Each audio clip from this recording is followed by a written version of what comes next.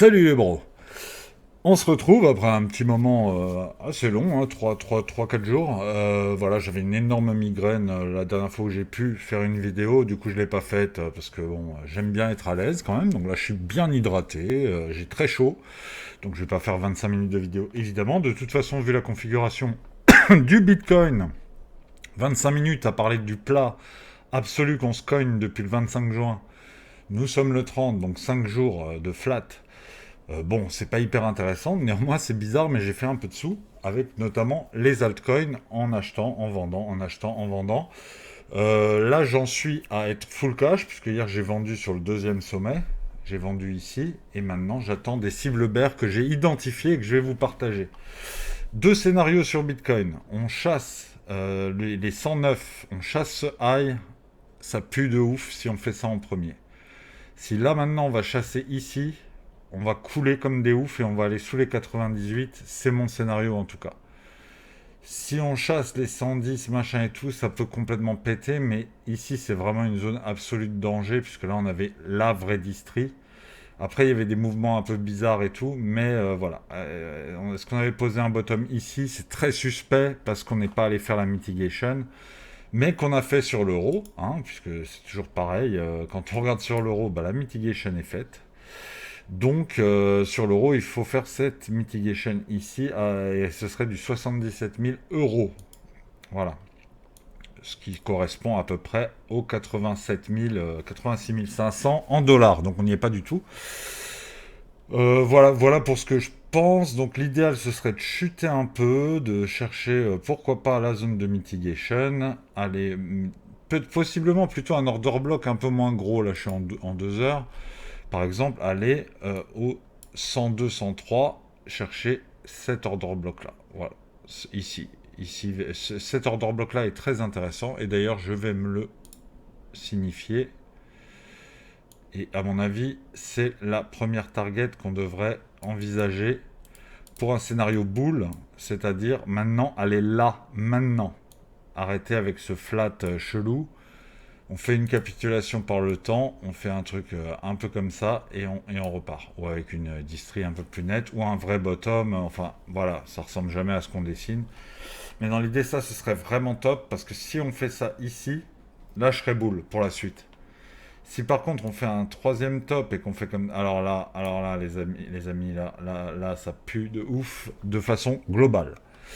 Bon, moi, les alts que j'ai ciblés, alors il y avait un peu Ether, je vous cache pas qu'il y avait un peu Ether. Même si voilà, en fait ça fait tellement longtemps qu'il pue que là il touille, il tape plusieurs fois sur la trendline et ça commence à m'intéresser. Le rejet massif sur la trendline après avoir un peu percé, il a commencé et sur le flat. S'il va liquider là et qu'il cherche à partir d'ici, à partir de 2300 et alors s'il va à 2240, bon bah là je fais un peu le plein d'éther dans la proportion que je lui réserve à chaque fois, c'est-à-dire environ 10% du capital. Et on n'ira pas forcément chercher les 1300 que j'espérais. On peut faire des mid-cycles. Néanmoins, on peut imaginer maintenant qu'on est dans une sorte de moment. Soit on fait un truc comme ça et on fait ça. Bon, c'est envisageable. Soit on fait ça, ça, ça, ça. Et ça me paraît beaucoup mieux parce que les 1370, ils doivent sauter. Mais je peux faire des mouvements intermédiaires et chercher autour des 2003 en attendant. On verra. Ah, ça y est, c'est les ambulances. Elles viennent me chercher parce que j'ai parlé d'acheter Ether. C'est ça, ils vont m'embrigader. XRP, j'ai pas fait vraiment de cible, il m'intéresse pas trop, mais il est toujours dans sa compression, c'est ouf. Il avait un peu cassé, donc on pouvait se dire que c'est boule. C'est pas significatif ça. Ça, c'est pas significatif. Parce qu'il suffit en gros de bouger de 3 cm et ça reste une sorte de trendline. Donc on peut garder comme ça XRP tant qu'il n'a pas résolu. Mais si justement BTC fait ce que je veux, c'est-à-dire couler en premier pour ensuite up, bah, XRP il fera pareil. Et il va résoudre en allant taper sous la trendline et ensuite exploser. Et honnêtement, les conditions macroéconomiques que je trouvais dégueulasses quand on est passé de 74 à la TH, j'ai trouvé vraiment surnaturellement dégueulasses. Ben là, elles sont bonnes. Je trouve que la macro est bonne. Il n'y a que la géopolitique qui peut nous tataner. Mais dans l'ensemble, jusqu'à la fin de l'année, ça devrait aller. Après je peux pas vous dire. Si T3 c'est négatif, le PIB est négatif, machin, et trucs, et bidule, bon. Mais dans l'absolu, vu le PIB qu'on va se cogner, c'est peut-être même aujourd'hui, et peut-être qu'on l'a eu. D'ailleurs, j'ai même pas vérifié, je vérifierai après, on en reparlera demain. Mais en tout cas, voilà. Attention à ces figures, hein. Attention à ces figures, épaule tête épaule inversée. Faut pas rentrer là-dedans. On est sur des mouvements beaucoup plus grands. Et c'est parce que c'est des mouvements beaucoup plus grands qu'il faut avoir une vision un peu plus large. Et possiblement, voilà, faire des zones à 102, 103. Donc mes trois altes ciblées, principalement, il y a un peu de Link. Et voilà, mais Link, je le trouve pas assez performant ces derniers temps. Mais bon, bref, Hondo l'est pas forcément plus.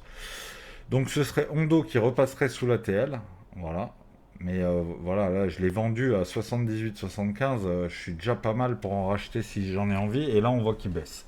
Donc très intéressant. Tao 329, alors j'ai vendu à 336, mais j'avais acheté plus bas, machin. J'ai mis une petite alarme à 314, parce que là je suis full cash, donc j'en prendrai un peu à 314, et après je lisserai si ça va plus bas, sachant que la cible ultime c'est toujours 265. Et attention, si on craque, alors là, on ira beaucoup plus bas. RSR, il y a toujours sa TL des enfers. Mais voilà, j'ai quand même ciblé à court terme, un petit 66,92 qui peut vraiment être pas mal si on continue à faire des hauts et des bas. Sinon, 63,10 si on veut vraiment jouer. Voilà. Mais comme tout peut péter à tout moment, je m'enlève pas ça de la tête. Et qu'après, on part en bear de ouf si on pète maintenant. Faire un dernier petit coup pour accumuler un peu de thunes sur des petites portions de capital. Voilà. Others qui en soi, voilà, pareil, une petite alarme générale pour me dire est-ce que les alts vont possiblement chercher un nouveau lot. Et pourquoi pas aller à 220 milliards, ce qui nous en ferait perdre 10, donc ce serait quand même assez vénère, mais il y a toujours cette possibilité d'aller casser au nord. Voilà, petit résumé de la journée. Je suis un peu con de ne pas avoir regardé les news. Je sais pas pourquoi j'ai pas fait ça tout à l'heure. Ben, j'étais un peu occupé. Voilà, je complète ma collection de cartes Magic Final Fantasy. Je prends un kiff énorme. Je fais des ouvertures hein, des fois sur Twitch. Ce serait peut-être marrant de faire une chaîne secondaire où j'ouvre des paquets de cartes.